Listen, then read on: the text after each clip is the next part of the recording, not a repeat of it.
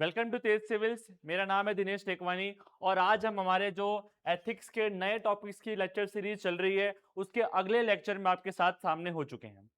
ये टॉपिक हम जो करने वाले हैं आज, इंस्पिरेशन फ्रॉम कर्मवाद। आप सभी लोग बहुत आजकल व्हाट्सएप पे स्टेटस वगैरह लगाते हैं, कर्मा रिटर्न्स कर्मा रिटर्न्स। तो हम देख लेते हैं कि क्या वास्तव में कर्मा रिटर्न्स होते हैं या नहीं होते हैं। ठीक है, तो आरपीएससी ने इसी साल ये टॉपिक ऐड किया। लगता है बहुत ज्यादा व्हाट्सएप स्टेटस से उनको प्रेरणा मिली कि भाई ये टॉपिक को भी हम ऐड कर दें। बहुत ज्यादा जो लोग हैं इसके बारे में बात कर रहे हैं।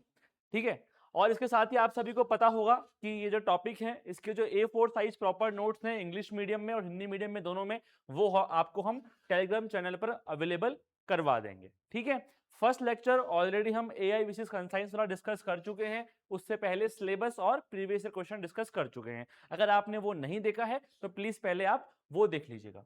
ठीक है, तो चलिए शुरू करते हैं। हम बहुत ही इंटरेस्टिंग, मतलब बहुत मजा आएगा इसको सुनने में। इवन अगर आप एथिक्स के स्टूडेंट नहीं भी है ना, तभी भी आपको कर्मवाद के बारे में सच्चाई जो है वो आज पता चल जाएगी कि कर्मवाद कितना काम करता है, कितना नहीं करता, और एडमिनिस्ट्रेशन में कितना यूजफुल है, कितना नहीं है। अगर मैं बिल्कुल सिंपल भाषा में आपसे पूछूं कि कर्मवाद क्या होता है या फिर what is law of Karma, तो आप क्या बोलते हो? जैसा करोगे वैसा भरोगे, जो आपने बोया है वही आप काटोगे। जैसे आपने कर्म करे हैं वैसे ही आपको परिणाम मिलेगा। अच्छा काम करोगे अच्छा परिणाम मिलेगा, बुरा काम करोगे आपको बुरा कर्म मिलेगा। सारे कर्मों का हिसाब आपको यहीं पे चुका के जाना। ये सारी बातें आप आए दिन आजकल सुनते रहते होंगे। ठीक है, और बहुत सारे आपने ऐसे व्हाट्सएप स्टेटस रील्स वगैरह सब देखी होंगी। ठीक है, तो एग्जाम में कभी हमें लिखना हुआ तो हम बिल्कुल क्रिस्प डेफिनेशन लिखेंगे कि कर्मवाद वह नैतिक सिद्धांत है जिसके अनुसार प्रत्येक मानवीय कर्म के अनुरूप नैतिक परिणाम उत्पन्न होते हैं, जिससे व्यक्ति अपने कर्मों, नियत और आचरण के लिए उत्तरदायी बन जाता है। मतलब क्या है कि आप अकाउंटेबल हो अपने किए गए डिसीजंस, अपने किए गए कामों के प्रति। और साथ में आप क्या कर सकते हो, एक छोटा सा कोई कोट लिख सकते हो, as you sow shall you reap, या फिर हिंदी में कहें जैसा करोगे वैसा भरोगे, या फिर जैसा बोओगे वैसा काटोगे। ये भी आप जो है लिख सकते हो जब आप एग्जाम में लिखने जा रहे हो कर्मवाद पे कोई भी सवाल। तो ठीक है, यहां पर क्या है ना, थोड़ा सा हम कर्मवाद को फिलोसॉफिकल एंगल से भी देखेंगे। क्यों देखेंगे? क्योंकि जो अपनी 11th क्लास के दर्शन शास्त्र वाली किताब है और जो इग्नू के नोट्स हैं उन सब में ना फिलोसॉफिकल एंगल भी दिखा रखा है कि हिंदू फिलोसॉफी के अंदर कर्मवाद क्या है, जैन फिलोसॉफी में क्या है, बौद्ध फिलोसॉफी में क्या है और सिख फिलोसॉफी में क्या है। वैसे तो एक्सपेक्ट में नहीं कर रहा कि इस तरह का सवाल आएगा, लेकिन वो आरपीएससी है, अगर उसको ऑथेंटिक सोर्सेज से पेपर बनाना हुआ तो क्या पता वो इस तरह से लिख दे कि जैन फिलोसॉफी में कर्मवाद क्या है और इसका प्रशासन में क्या महत्व है। इस तरह से क्वेश्चन बन के आ जाएगा तो फिर क्या होगा कि हम उसका अच्छे से जवाब नहीं दे पाएंगे अगर हमने जैन धर्म की एक्यूरेट जो कर्मवाद की परिभाषा है उसको अगर नहीं समझा होगा। तो उस पर जाने से पहले हम एक जनरल चीजें पढ़ लेते हैं कर्मवाद के बारे में, जो कि हर जगह एक्सेप्ट की जाती है। पहली बात तो वही कि यह सिद्धांत क्या बोलता है, अच्छे कार्य करोगे तो सकारात्मक परिणाम मिलेंगे, गलत काम करोगे तो नकारात्मक परिणाम मिलेंगे। बहुत सारे एग्जाम्पल्स हम आगे डिस्कस करेंगे, है ना, उसकी आप लोड मत लो।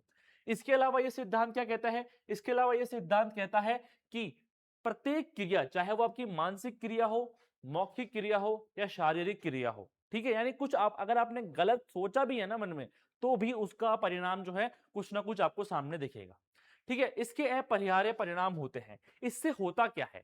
इससे ये होता है कि हम अपने आप से अच्छी चीजें करने लग जाते हैं। जो हम बात करते हैं ना संकल्प की स्वतंत्रता की, कांट के सिद्धांत में, उसको भी कर्मवाद मानता है। कर्मवाद क्या मानता है कि जब आपको ये अंदर से फील होने लगेगा कि यार अगर मैंने गलत काम कोई किया तो उसका कोई नेगेटिव परिणाम आ सकता है, तो आप खुद से वो गलत काम नहीं करोगे। आपकी अंतरात्मा वो काम करने का आपको अलाउ नहीं करेगी, जैसा हमने अंतरात्मा ब्लॉक में पढ़ा था। ठीक है, जनरली क्या है कि एक्सटर्नल फोर्स नहीं है कर्मवाद, कि कोई आपको बता रहा है कि नहीं, अगर जैसे अगर कोई लॉ का आप ब्रेक कर रहे हो तो आपको सजा मिल रही है, दैट इज नॉट कर्मवाद। ठीक है, वो कर्मवाद नहीं है, वो कानून की परिभाषा है। कर्मवाद आपको अंदर से कंसाइन से मोटिवेट करता है अच्छे काम करने के लिए और रोकता है आपको गलत काम करने से। तो ये बहुत इंपॉर्टेंट है कि कर्मवाद के अंदर आत्म नियमन जो है वो शामिल है। इसको लेके हमें कभी भी कंफ्यूज नहीं होना है। ठीक है, इसके अलावा क्या है? इसके अलावा एक जब आप नेगेटिव पॉइंट लिखोगे ना कर्मवाद का, तो एक पॉइंट आप ये बना सकते हो कि कर्मवाद के अंदर हम पुनर्जन्म की अवधारणा को भी शामिल कर लेते हैं। हम क्या बोलते हैं कि यार जो हमारे कर्म है ना, उनका परिणाम हमें अगले जन्मों तक मिलेगा, और वर्तमान में जो हमारे साथ हो रहा है, हो सकता है कि वो सब इसलिए हो रहा है कि हमने पिछले जन्म में ऐसे कोई कर्म किए थे। जब हम ये बातें कर रहे हैं तो हम क्या कर रहे हैं, साइंस की लॉजिक से बाहर आ रहे हैं। ठीक है, चलो ठीक है, जनरल आप रहोगे कि हाँ ठीक है, अच्छे काम करोगे अच्छे परिणाम मिलेगा। जब आप एक छोटे तौर पर एक लाइफ में अगर आप देखते हो तो आपको फिर भी वो ट्रू लगेगा। लेकिन जब आपसे कोई ये कह रहा है कि यार पिछले जन्म में आपने कोई कर्म किए थे, इस वजह से आपके साथ जो है ऐसा हो रहा है कि आपका प्रीलिम्स भी नहीं निकल रहा, तो आप क्या बोलोगे, यार यार ये क्या चीज हुई, अब ये तो मेरे कंट्रोल में ही नहीं है। भाई इस जन्म के कर्म तो आपके कंट्रोल में है, पर पिछले जन्म में आप क्या करके आए हो वो तो आपके कंट्रोल में है ही नहीं। तो यहां पर जब आप कर्मवाद को लेके जाओगे ना, तो यहां आप इसके नेगेटिव्स लिख सकते हो, जो हम सबसे लास्ट में डिस्कस करेंगे। ठीक है, पर आपको ये पता होना चाहिए एज एन कंसेप्ट कि कर्मवाद के अंदर ये चीज शामिल है। ठीक है, यानी जन्म मृत्यु और पुनर्जन्म का चक्र, ये सारी चीजें भी कर्मवाद में शामिल है। ठीक है, एज एन होल हर किसी ने इसको माना है। ये सारे पॉइंट्स वो हैं जो जैन फिलोसॉफी में भी हैं, हिंदू में भी हैं और बौद्ध में भी हैं। अब ऐसा करते हैं, अलग अलग फिलोसॉफी के एंगल से भी देख लेते हैं कि किस तरीके से उन्होंने कर्मवाद को जो है परिभाषित किया है और अपने सिद्धांतों में शामिल किया है। अगर सबसे पहले मैं हिंदू धर्म की बात करूं, तो हिंदू धर्म से जो है ये कर्मवाद का मेन कॉन्सेप्ट निकल के आया है। हिंदू धर्म के जो 6 आस्तिक फिलोसॉफीज हैं, न्याय, सांख्य, वैशेषिक, वो सभी 6 के 6 जो हैं कर्मवाद के सिद्धांत को मानते हैं। इसलिए हम कह सकते हैं कि हिंदू फिलोसॉफी का जो आधार है वो कर्मवाद का सिद्धांत है। और हिंदू फिलोसॉफी तो यहां तक कहती है कि जो ये पूरा संसार चल रहा है, ये पूरा संसार ही कर्मवाद के सिद्धांत पे चल रहा है। ये सार्वभौमिक नियम है जो हर जगह लागू हो रहा है।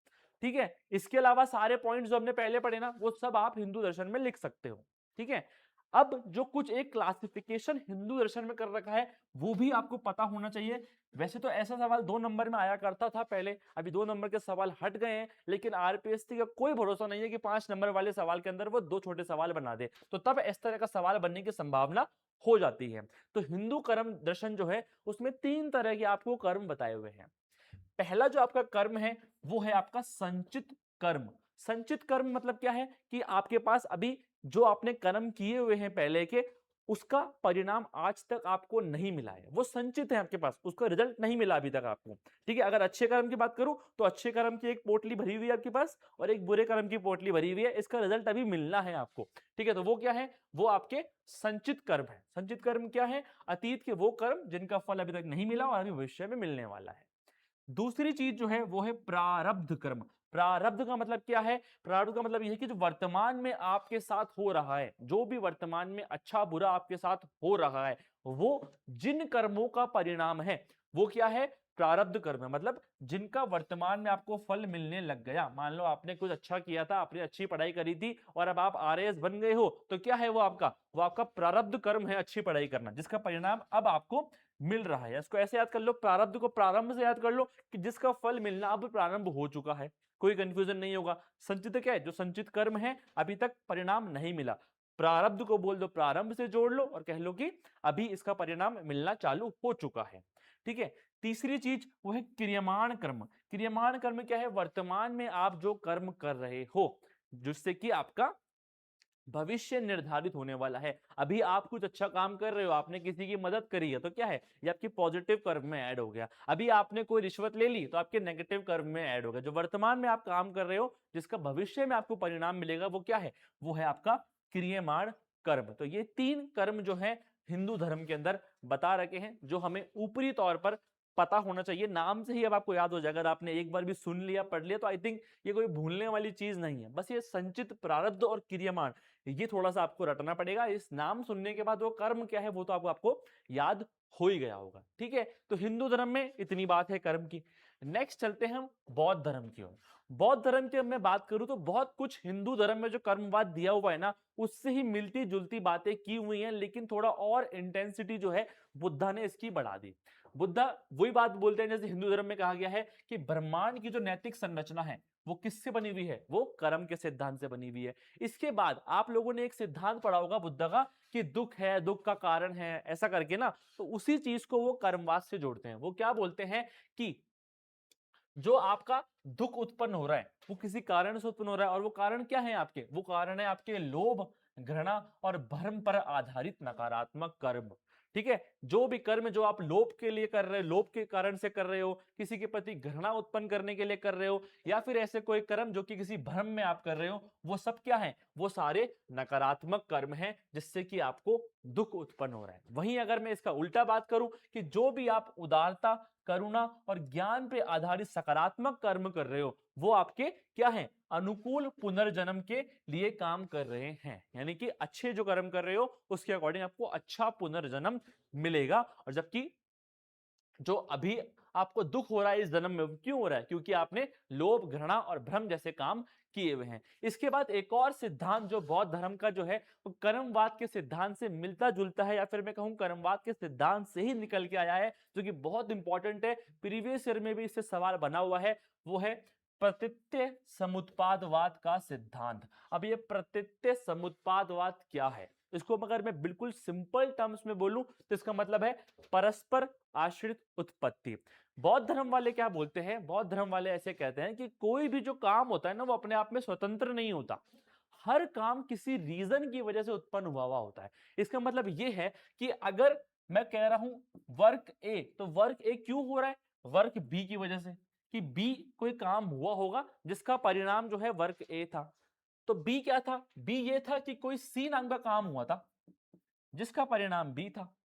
ठीक है, फिर वो आगे बोलते हैं ऐसे ही कि कोई डी काम था उसका परिणाम सी था। मतलब क्या है, हर कोई कारण परिणाम इस तरीके से जुड़ी हुई चीजें हैं, और एंड में आके वो फर्स्ट वाली चीज से ही मिल जाता है और एक सर्कल जो है वो पूरा हो जाता है। यानी हर एक चीज क्या है, आपस में जुड़ी हुई है, हर एक चीज सिद्धांत जो है वो आपस में जुड़ा हुआ है। ये कहता है आपका प्रतीत्य समुत्पादवाद का सिद्धांत। अब सेम ही चीज आप कर्म में कह रहे हो, क्या कह रहे हो कर्म में, कि जो परिणाम मिल रहा है वो क्यों मिल रहा है, जैसा आपने कर्म करा। तो वही चीज जो है सिंगल फॉर्म में ना लेकर अगर मैं पूरे सिस्टम के रूप में ले लूं तो वो क्या हो जाएगा, प्रतीत्य समुत्पादवाद हो जाएगा। अब ये प्रतीत्य समुत्पादवाद की अगर मैं बात करूं, ठीक है, इससे बौद्ध धर्म क्या बोलता है, इससे बौद्ध धर्म ये बोलता है कि जो ये कारण और परिणाम की श्रृंखला में आप घिर गए हो, जो आप ये घिर गए हो, इससे जो आपको बाहर निकलना है ना, अच्छे कर्म करके आपको इनसे बाहर निकल रहा है। और जब आप इनसे बाहर निकल जाओगे और पुनर्जन्म के इस चक्र से बाहर निकल जाओगे तो आपको क्या मिल जाएगा, मोक्ष मिल जाएगा। और मोक्ष को बौद्ध धर्म में कहा गया है निर्वाण।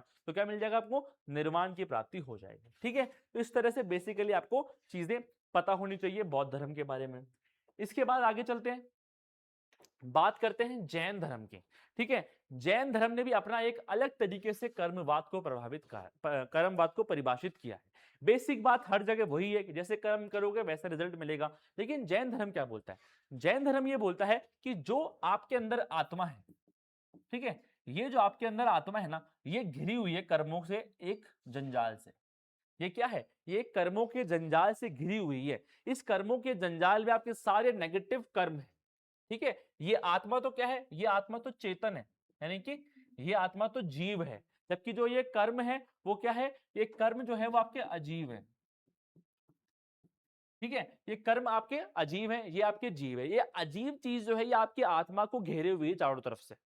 ठीक है, ये सारे कर्म, आप सारे कर्मों में लोभ, लालच, इन सब में जो है वो आप घिरे हुए हो। अब इससे बाहर कैसे निकलेंगे, इससे बाहर निकलने के जैन धर्म में 5 स्टेप्स बता रखे हैं। ठीक है, वो स्टेप्स आप नहीं भी याद रखो तो इतना समझो बस कि वो 5 स्टेप्स जो हैं उनको फुलफिल करने के लिए हमें क्या चाहिए, हमें सम्यक ज्ञान चाहिए, हमें सम्यक श्रद्धा चाहिए, हमें सम्यक आचरण करना है, जिससे कि हमारे सकारात्मक कर्म बढ़ते जाएंगे। और जो नकारात्मक कर्मों से हमारी आत्मा घिरी हुई है, ये आत्मा जो है इस नकारात्मक कर्मों को तोड़ते हुए बाहर निकल जाएगी और परमात्मा से मिल जाएगी। ठीक है, तो ये सारी बातें जैन धर्म में करी हुई है और हमें क्या मिल जाएगा, हमें मोक्ष मिल जाएगा। ठीक है, ये आपके जैन धर्म की बात हो गई, यानी आत्मा को कर्म के बंधन से मुक्त करना है आपको जैन धर्म के अंदर। इसके बाद नेक्स्ट बात करते हैं हम सिख धर्म की। सिख धर्म का जो कर्मवाद है ना, वो थोड़ा सा मैं कहूंगा कमजोर कर्मवाद है। क्यों कमजोर है, आज जब समझोगे तो पता पड़ जाएगा। सिख धर्म क्या कह रहा है कि हाँ, ये बात सही है कि जैसे आप कर्म करोगे वैसे आपको परिणाम मिलेंगे, लेकिन जो आपके कर्म आप कर पा रहे हो वो क्यों कर पा रहे हो, ईश्वर की वजह से कर पा रहे हो। वैसे कर्म आपको ईश्वर करवा रहा है। अगर आप किसी की सेवा कर पा रहे हो तो वो ईश्वर की एक पालना थी जो आप कर रहे हो। ठीक है, ईश्वर की इच्छा थी जिसको वो हुक्म बोलते हैं। यानी अपने आप से आप कुछ नहीं कर रहे हो, करवा आपको सब ईश्वर रहे हैं और उसी कर्मों का आपको परिणाम मिल रहा है। ठीक है, तो ये थोड़ा सा नियतिवादी नियतिवादी समझते हो ना, हर एक चीज प्रकृति से डिसाइडेड है, मनुष्य कुछ डिसाइड नहीं कर रहा, वैसा कुछ अवधारणा है सिख धर्म के कर्मवाद की। ठीक है, इसके बाद ये ऐसे बोलते हैं कि आपको धार्मिक जीवन जीना है, निस्वार्थ सेवा करनी है, नाम जप करना है, सोमोल बातें जिसको आप छोड़ दोगे तो भी कोई दिक्कत नहीं है, बस ये बात पता होनी चाहिए कि ईश्वरीय इच्छा से कर्म की बात करता है आपका सिख धर्म का कर्मवाद। ठीक है, चलिए अब हम आगे चलते हैं। ये हमने पूरी फिलोसॉफिकल बातें कर ली। ठीक है, अब मेरा ये मानना है कि इनसे सवाल नहीं आएगा, लेकिन फिर भी हमने डिस्कस इसलिए कर लिया कि कल को गलती से आरपीसी ने पूछ लिया किसी भी सवाल में मिक्स करके, तो ऐसा ना हो कि हम कुछ लिख ना पाए या हमें कंसेप्ट ना पता हो। अब यहां से जो हम डिस्कशन करने वाले हैं, ये सबसे इंपॉर्टेंट डिस्कशन है इस टॉपिक से, जहां से सवाल आएगा, 100% आएगा। नया टॉपिक ऐड हुआ है, 99.99% या फिर मैं कहूं पूरा 100% संभावना है कि इस तरह का सवाल आएगा। अब हम क्या समझने वाले हैं कि कर्मवाद के जो सिद्धांत है उसका हमारे प्रशासन में क्या उपयोग है।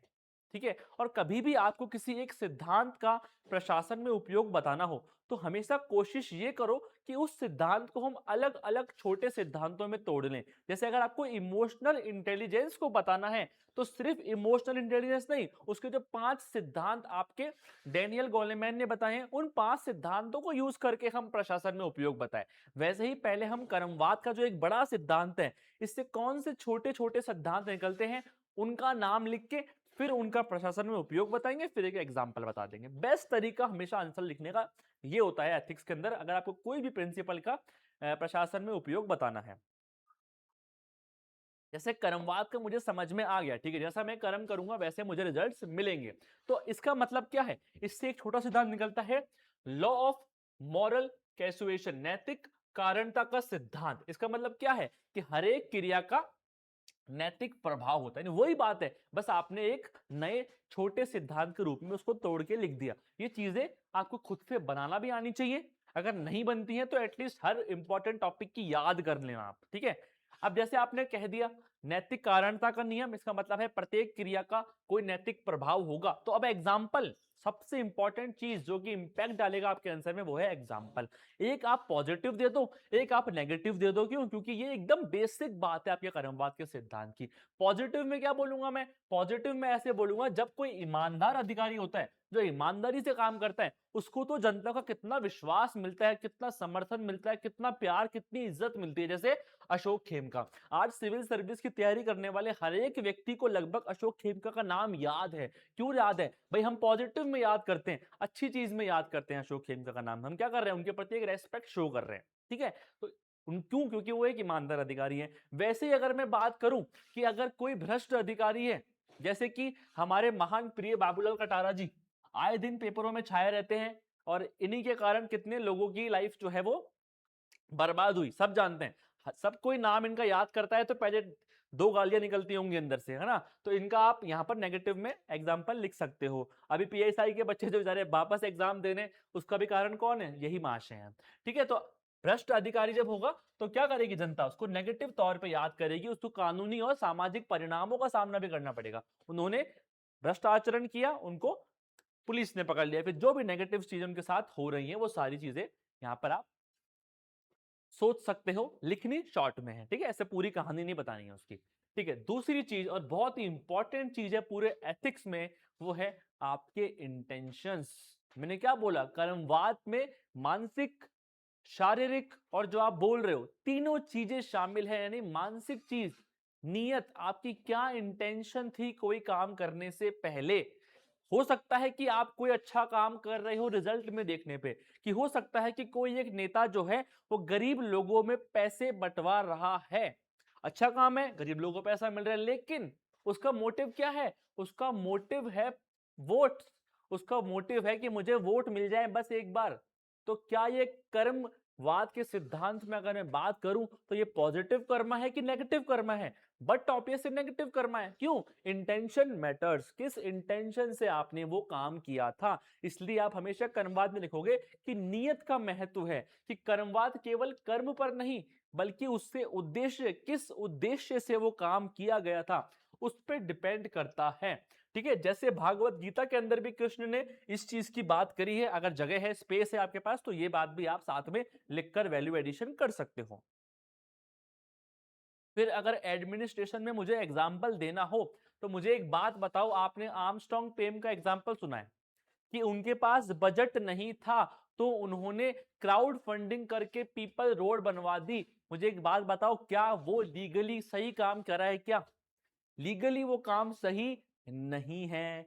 लेकिन अगर मैं उनकी नीयत देखूं, उनका इंटेंशन देखूं, तो वो इंटेंशन सही था, उन्होंने लोगों के बारे में सोचा था, इसलिए उनको इस चीज का पॉजिटिव परिणाम ही मिला कि हम आज उनके लिए पॉजिटिव सेंस में पढ़ रहे हैं। तो आर्मस्ट्रांग पेम का एग्जांपल आप लिख सकते हो कि जब बजट नहीं मिला तो उन्होंने अपनी सीमाओं से आगे बढ़कर क्राउड फंडिंग करके एक सड़क बनवाई। तो क्या थी? एक अच्छी नीयत के साथ। सेम आप नेगेटिव नीयत वाला एग्जांपल को राजनीति वाला भी लिख सकते हो कि कोई राजनेता है या फिर कोई फ्रीबीज बांट रहा है, कोई भाई फ्रीबीज तो अच्छी बात है, गरीबों को पैसा मिल रहा है, उनकी मदद हो रही है, लेकिन क्या दिक्कत है कि मोटिव क्या है उसका? उसका मोटिव है वोट्स। ठीक है, तो ये आप लिख सकते हो नीयत का महत्व।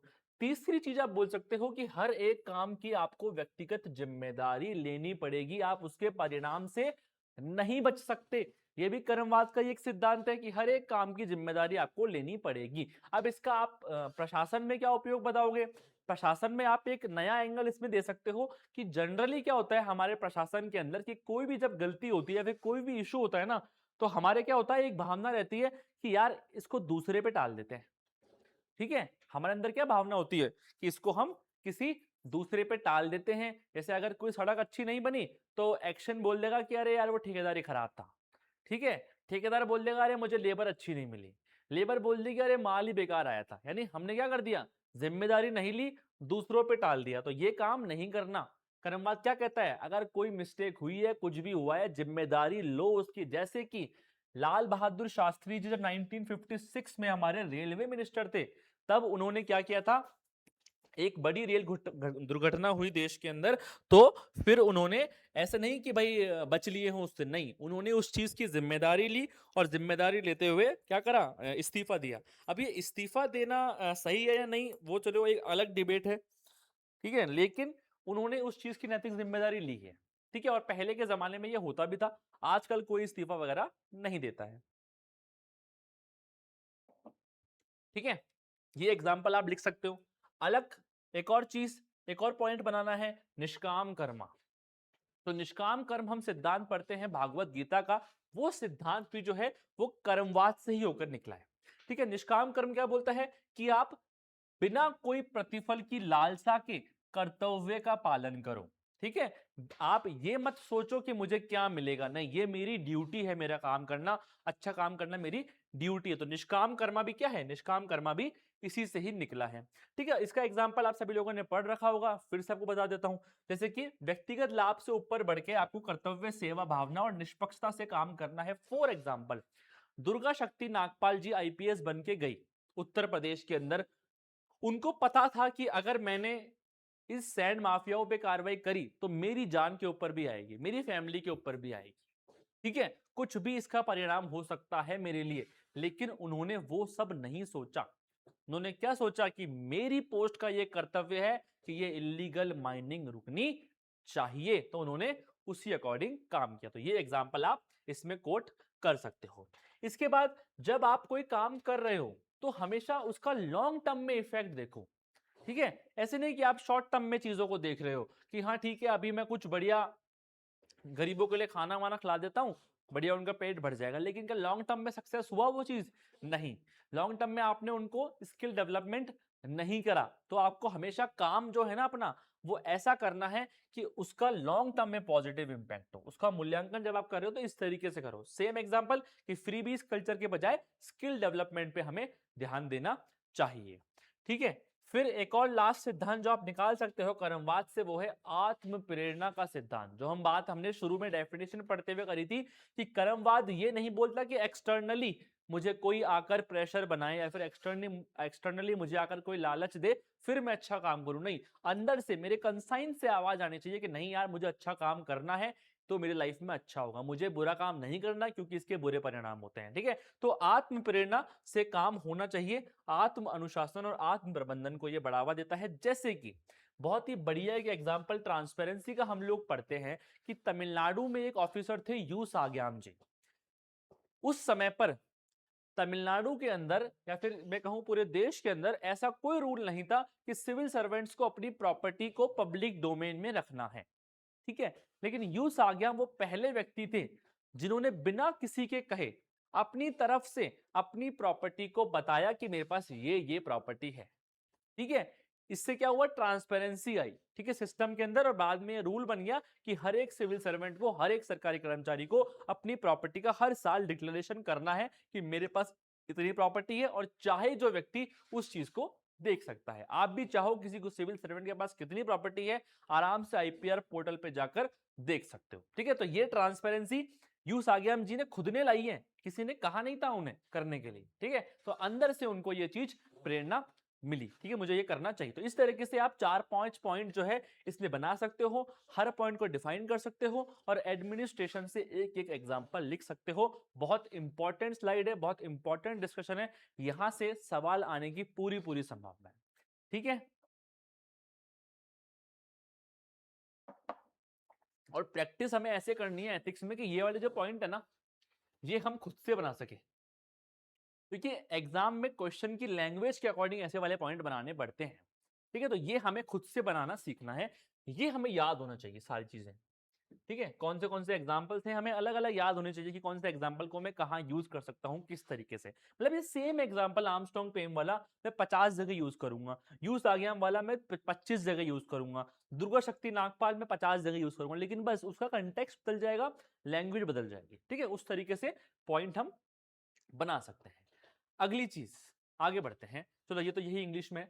हाँ, सबसे इंपॉर्टेंट बात कि चलो हमने कर्मवाद का पॉजिटिव साइड देख लिया, लेकिन सर कर्मवाद क्या हमेशा सही होता है सिद्धांत? क्या कर्म के अकॉर्डिंग रिजल्ट्स मिलते हैं? और क्या हमें कर्मवाद को अपनी लाइफ में अपनाना चाहिए as an normal person, as an administrator? तो देखो दोस्तों, कर्मवाद ठीक है, अच्छा है, लेकिन इसकी बहुत सारी कमियां हैं। कौन सी कमियां हैं? पहली चीज तो ये भाग्यवाद को प्रमोट करता है। क्या करता है कि कोई गरीब इंसान होगा आपके आगे, आप बोलोगे अरे यार भाई तेरे पिछले जन्म के कर्मों का परिणाम है जो तुझे अब भुगतना पड़ रहा है। अब वो क्या हो गया, जो गरीब व्यक्ति है अब वो मेहनत करेगा ही नहीं, तो क्या लगेगा कि हाँ यार सही तो कह रहे हैं ये, अब मैंने पिछले जन्म में बुरे कर्म तो करे थे, इसलिए मुझे इसका फल भोगना पड़ेगा। इसलिए वो कोशिश भी नहीं करता मेहनत करने की कि मैं अपनी जिंदगी को बदल सकूं। क्या उसने अपना भाग्य मान लिया कि हाँ यार ऐसा ही हुआ होगा। ठीक है, तो ये क्या है, कर्मवाद हमें एक निष्क्रियता प्रदान करता है, हमें एक भाग्यवाद प्रदान करता है कि यार पिछले जन्मों का कर्म भोग रहे हैं हम तो। ठीक है, दूसरी चीज बहुत इंपॉर्टेंट बात जो कि बोली थी भीमराव अंबेडकर जी ने, और उनका नाम के साथ लिखना ये बात, तब मजा आएगा। होता क्या था कि जब हमारी भारत के अंदर प्राचीन काल में और मध्यकाल में छुआछूत थी ना, तो उस समय पे छुआछूत को हमने कर्मवाद के सिद्धांत से जोड़कर उसका औचित्य प्रूफ कर दिया। हमने क्या बोल दिया कि जो भी व्यक्ति शूद्र के रूप में जन्म ले रहा है वो तो भगवान की इच्छा है सर, उसने ऐसे पुराने कर्म करे थे जिसकी वजह से उसका जन्म शूद्र के रूप में हुआ है, तो अब उसके साथ तो हमें छुआछूत करनी पड़ेगी। इस तरह से हमने लेजिटिमेट कर दिया छुआछूत को। तो ये चीज का अंबेडकर जी ने बहुत विरोध किया है। क्या अंबेडकर जी ये बोलते हैं कि जातिगत स्थिति को आप पूर्व जन्म से जोड़कर कर्मवाद के सिद्धांत में असमानता को वैधता प्रदान कर देते हो। ठीक है, तो ये क्या है, बिल्कुल गलत है। मैंने क्या कहा था शुरू में कि जो कर्मवाद बहुत सारे जन्मों को शामिल कर रहे हैं ना, वहां से हमारे 2-3 पॉइंट नेगेटिव में आराम से निकल जाएंगे। तो ये 2 पॉइंट निकल गए अपने। अब इस पूर्व धर्म को छोड़ो, आगे बढ़ते हैं। कई बार कर्मवाद की जो बातें होती है ना, वो बहुत ही इलॉजिकल लगती है, उनका साइंस से कोई लेना देना नहीं होता। कैसे? महात्मा गांधी जी का स्टेटमेंट आया 1934 के अंदर, जब बिहार में भूकंप आया, तो महात्मा गांधी जी ऐसे बोलते हैं कि ये बिहार के लोग ना आज भी छुआछूत को प्रैक्टिस करते हैं, इसलिए इनके यहाँ भूकंप आए। मतलब ये महात्मा गांधी जी की नेगेटिव बातें बहुत कम मिलती हैं, पर उसमें से एक ये बात है कि आप कैसे कह सकते हो ये चीज। कई बार ऐसा होता है कि बहुत सारी चीजें होती हैं और उसको हम जोड़ लेते हैं। हम क्या बोलते हैं कि यार हम जो है भगवान की पूजा वूजा नहीं करते, इसलिए हमारे साथ ऐसे हो गया। हमने जो है बहुत सारे पाप किए, इसलिए कोविड-19 आ गया। ठीक है, इस तरह की चीजें हम करके कर्मवाद से जोड़ देते हैं, जबकि हो सकता है कि उसका कोई लेना देना हो ही ना, कोई साइंटिफिक कनेक्शन हमें उन बातों का नहीं मिल पाता। उसका बहुत बढ़िया एग्जांपल ये महात्मा गांधी वाला स्टेटमेंट है कि इतना इंटेलेक्चुअल व्यक्ति जब कर्मवाद को लेकर ऐसी बात कह सकता है तो बाकियों का तो छोड़ ही दो। ठीक है, इसके बाद क्या है, न्याय में देरी की समस्या। आज की तारीख में आपने बहुत देखा होगा कि कई ऐसे लोग हैं जो बहुत गलत काम कर रहे हैं, रिश्वत ले रहे हैं, पता नहीं क्या क्या कर रहे हैं और बहुत ही बढ़िया जिंदगी जी रहे हैं, शानदार लेविश लाइफ जी रहे हैं, उनके साथ कुछ गलत नहीं हो रहा। और कुछ ऐसे लोग हैं जो बहुत बढ़िया काम कर रहे हैं, सारी मेहनत कर रहे हैं, सब कुछ कर रहे हैं, पर कुछ भी उनको बढ़िया रिजल्ट नहीं मिल रहा। तो कहां है कर्मवाद, किधर है कर्मवाद? सत्येंद्र दुबे जी ने एनएचएआई के अंदर भ्रष्टाचार की क्या करी, भ्रष्टाचार की विसल ब्लो करी, क्या मिला बदले में उनको? मौत, उनकी गोली मार के हत्या कर दी गई। और इवन अगर मैं आप अगर ये मुझे तर्क देते हो कि सर देखो 2014 में विसल ब्लो कानून भी तो आ गया, ये तो इनके कर्म का ही परिणाम था, लेकिन दोस्तों 2014 के कानून को आज 2026 हो चुका है, आज तक उसके इम्प्लीमेंट करने के लिए सरकार ने रूल्स नहीं बनाए हैं। तो ये कौन सा कर्मवाद है जिसका रिजल्ट हमें देखने को ही नहीं मिल रहा है? ठीक है, ये किस तरह का कर्मवाद है भाई? हम अपनी दुनिया में सामने देख रहे हैं कि पता नहीं कितने लोग जो हैं वो, मतलब आरपीएससी में अगर मैं बात करूं तो पता नहीं कितने मेंबर्स अध्यक्ष आगे क्या क्या करके चले गए।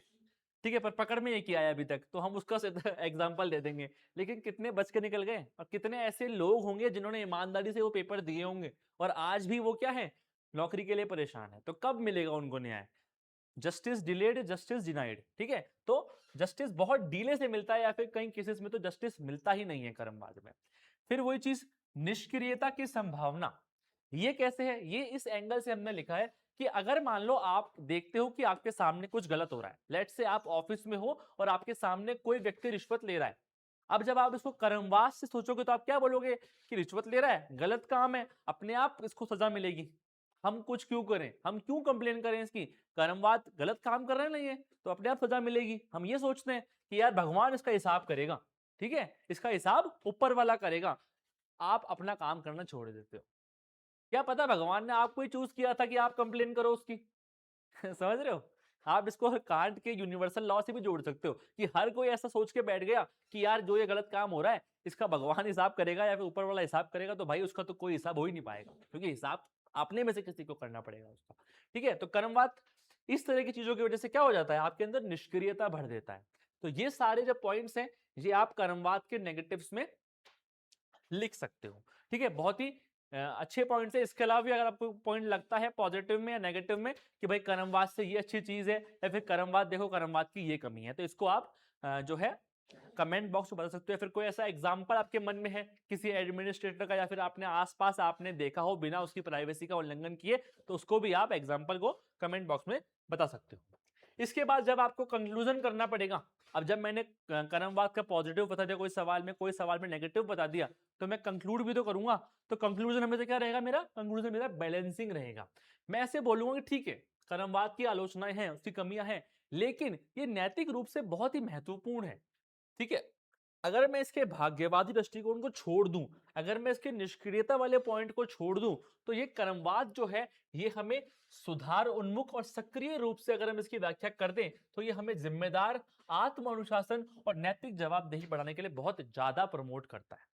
ठीक है, यानी इंग्लिश में अगर मैं बात करूं कि अगर मैं इसके क्रिटिसिज्म को छोड़ दूं, सिर्फ ये वाले क्रिटिसिज्म को कि ये भाग्यवादी है, ठीक है, ये हमें इनएक्टिव बना देता है, उसको अगर मैं छोड़ दूं और इसको मैं एक पॉजिटिव सक्रिय रूप में लूं, तो मेरे को ये सेल्फ डिसिप्लिन, ठीक है, रिफॉर्म ओरिएंटेड, अकाउंटेबल बनाने में बहुत ज्यादा मदद कर सकता है। इस तरह से आप बोल सकते हो, या फिर अभी हम आगे कुछ कोट्स पढ़ेंगे, उन कोट्स से भी आप जो है इसको कंक्लूड कर सकते हो। ठीक है, पहले हम कोट्स देख लेते हैं, ये छोड़ो, ये पॉइंट अभी लास्ट में पढ़ लेंगे, इतना इंपॉर्टेंट नहीं है। हाँ, कभी भी कर्मवाद पे कोई सवाल आया, मुझे इंट्रोडक्शन में, बॉडी में या फिर मोस्टली कंक्लूजन में अगर कोई कोट लिखना है तो कौन कौन से कोट्स मैं लिख सकता हूं? पहला कोट मुझे भागवत गीता से मिलता है जो कहती है as a man acts so does he became, जैसा मनुष्य आचरण करता है वैसा ही वह बन जाता है। इसको हम इंट्रोडक्शन में कहीं पर यूज कर सकते हैं। ठीक है, दूसरा सिद्धांत गौतम बुद्धा, सॉरी दूसरा कोट जो है गौतम बुद्धा का है कि मैं अपने कर्मों का स्वामी हूं। मैं अपने कर्मों का उत्तराधिकारी हूं, जो भी कर्म मैं करता हूं चाहे वो शुभ है या अशुभ है वही मुझे विरासत में मिलेगा। यहां पर आप अकाउंटेबिलिटी की बात कर रहे हो कि जो भी आपने काम किया है उसके लिए आप स्वयं अकाउंटेबल हो, चाहे वो पॉजिटिव काम हो या नेगेटिव काम हो, आपको अपने काम की जिम्मेदारी खुद लेनी है, आपको किसी और के ऊपर नहीं डालना है। ठीक है, इसके बाद विवेकानंद जी का जो कोट है वही बहुत बढ़िया है। ठीक है, we are responsible for what we are, whatever we wish and ourselves to be, we have the power to make ourselves, यानी हम जो भी हैं उसके लिए हम स्वयं उत्तरदायी हैं, जो कुछ भी है हम स्वयं बनना चाहते हैं उसके लिए शक्ति हमारे पास है। ठीक है, इसको भी आप कंक्लूजन में यूज कर सकते हो। या फिर सबसे बढ़िया ये वाला है सदगुरु का कोट। सदगुरु अभी पता है ना आपको, आजकल यूपीएससी में भी एक आधा कोट सदगुरु के कोट पे भी जो है वो सवाल आ चुका है। तो क्योंकि आजकल क्या है, जो एग्जामिनर है या फिर जो पेपर सेट कर रहे हैं वो लोग सदगुरु वगैरह को, प्रेमानंद महाराज को, इनको सुनते हैं, तो हो सकता है कि उनकी कोई बात से उठा के भी सवाल आपसे पूछ लिया जाए। जैसे कि सदगुरु बोलते हैं कर्म का अर्थ है आपका जीवन, आपकी ही रचना है, कर्मों का संचय या तो आपके लिए एक बूस्ट हो सकता है या फिर एक बर्डन, ये आपकी पसंद है नहीं, वही बातें हैं लगभग, बस केवल अलग अलग लैंग्वेज में लोगों ने बोली हुई है। ठीक है, ये हमने कोट्स पढ़ लिए। अब एक और डायमेंशन जो इस सवाल में बन सकता है, ठीक है, कर्मवाद के सवाल में हमने पहले कर्मवाद समझ लिया इन बेसिक टर्म्स की, कर्मवाद क्या है सभी फिलोसॉफीज में, फिर अलग अलग फिलोसॉफीज में उठा के हमने कर्मवाद पढ़ लिया, हिंदू धर्म में पढ़ लिया, जैन धर्म में पढ़ लिया, बौद्ध में पढ़ लिया, सिख में पढ़ लिया।